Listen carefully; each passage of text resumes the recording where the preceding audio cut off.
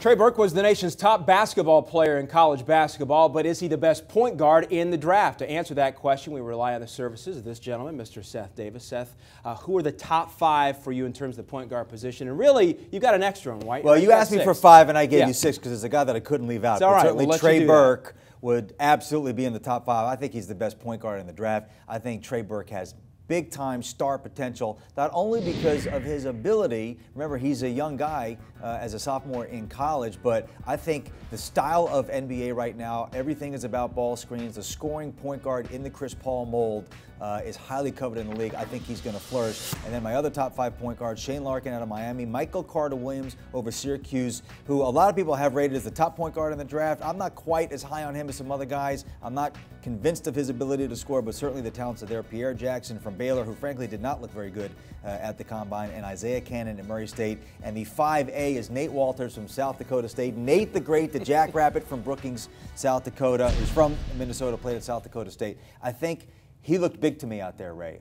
Now, Michael Carter-Williams didn't play, but the crop of point guards this year is very small, and it's kind of where the game is headed. So a guy like Nate Walters at 6'4", not as fast as some of the other guys, not as strong that he has to get better at, but he is absolutely a scoring point guard, and he's got both of those sides of the equations down pat. So I think he's got a really good chance, if he gets in the right situation, to get drafted in the NBA and stick. So, Seth, when we look at successful point guards in the NBA, you see Derrick Rose, you see Kyrie Irving, guys that can get to the basket. You think Trey Burke is the type that can not only create but also get to the hoop and score? You know, a couple of things about Trey Burke. First of all, here's a kid who is from Columbus, Ohio, and was not recruited by Ohio State.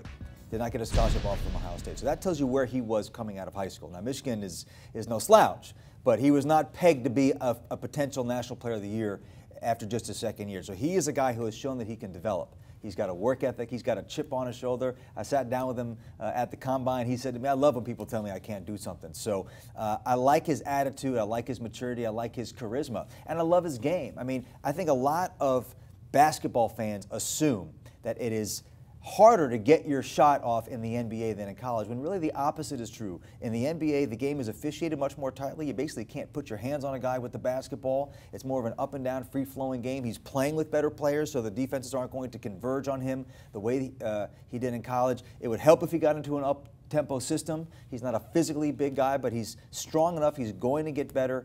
I think he has all the makings of being a really, really high-level point guard in the NBA. What you said about getting a player's shot off is easier in the NBA might be music to the ears of a guy like Shane Larkin, who's 5'11". Right.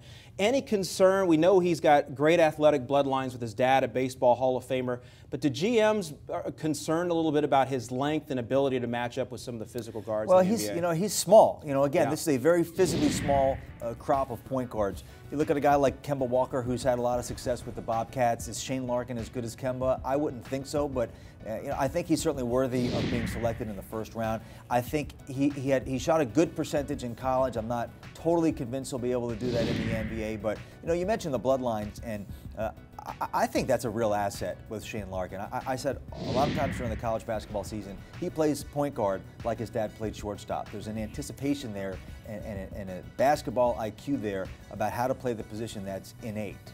And I'm certain that he'll be in the first round. I think he'll have a good chance to be effective in the league. All right, Seth Davis, thanks very much. To see more of Seth's top 5 prospects at each position heading to the draft, check back to CampusInsiders.com.